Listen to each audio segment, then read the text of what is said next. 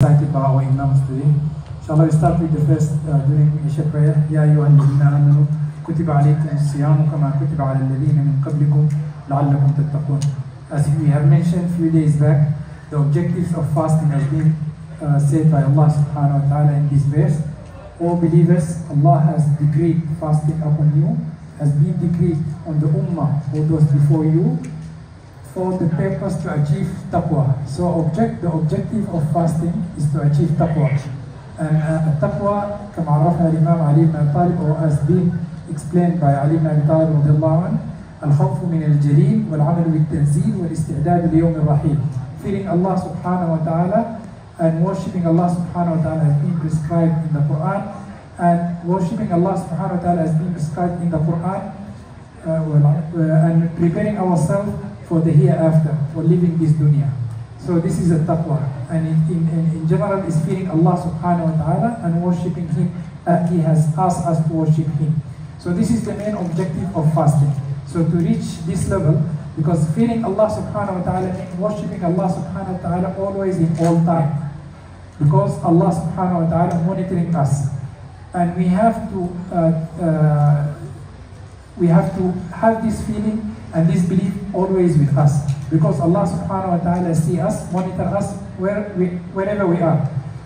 Sometimes people, when they are alone, and especially nowadays with these currently devices, phones and medias, people worshipping Allah subhanahu wa ta'ala in masjid, in surah, doing charity and so on. But when they are alone, they might commit sins, that they're forgetting that Allah subhanahu wa ta'ala is watching us. They will fear people, and they fear that people, they know that, let's say, they are not fasting, but they don't fear Allah subhanahu wa ta'ala. That's why, as in the hadith al-Qudsi, كل عمل ابن آدم له إلا الصوم فإنه لي وأنا أجزي به.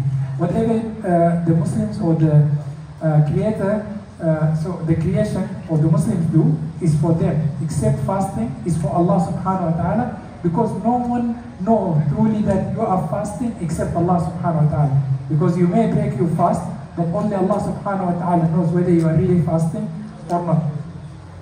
And in the second ayah, يريد الله بكم اليسر ولا يريد بكم العسر. Actually,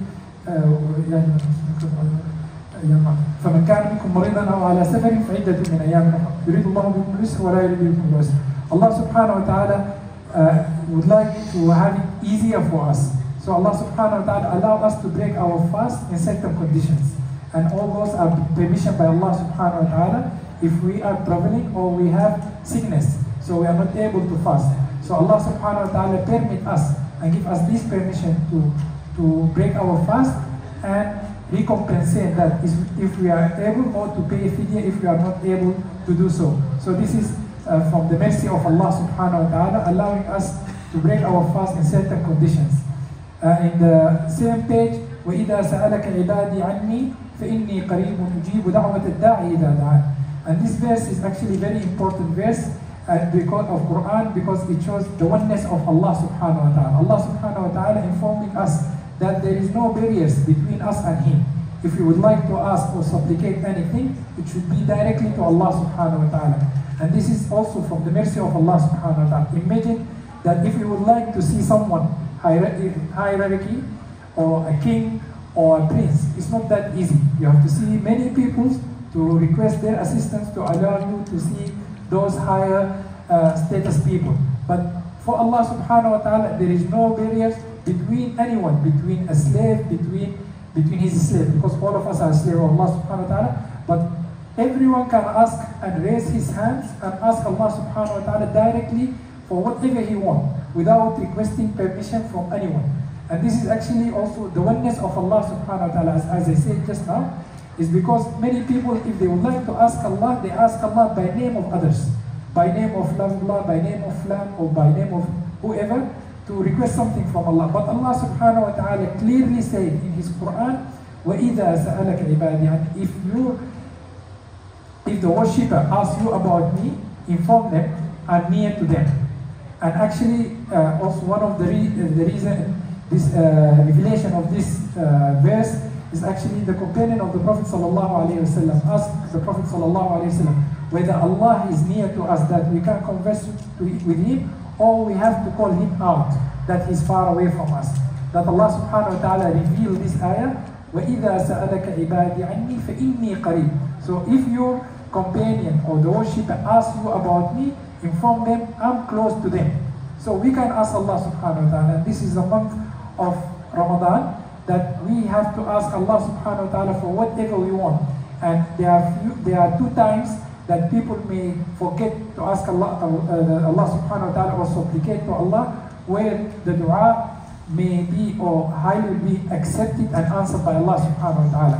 And these two times are the dawn time or sahur time before Fajr.